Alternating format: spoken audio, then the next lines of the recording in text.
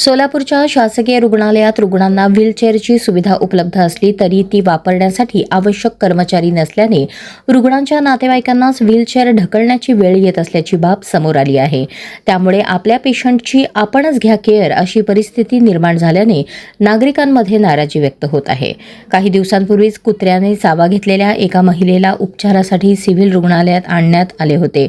ओपीडीतून इंजेक्शनसाठी ए ब्लॉकमध्ये पाठवल्यानंतर पुन्हा बँडेजसाठी ओपीडीमध्ये जाण्याची वेळ आली।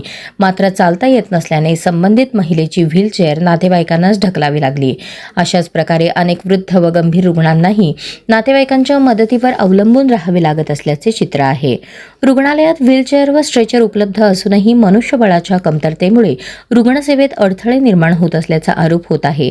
या समस्येची अधिष्ठाता डॉक्टर ऋत्विक जयकर यांनी दखल घेऊन पुरेसे वॉर्ड बॉय आणि मदतनीस उपलब्ध करावेत अशी मागणी नागरिकांकडून करण्यात येत आहे।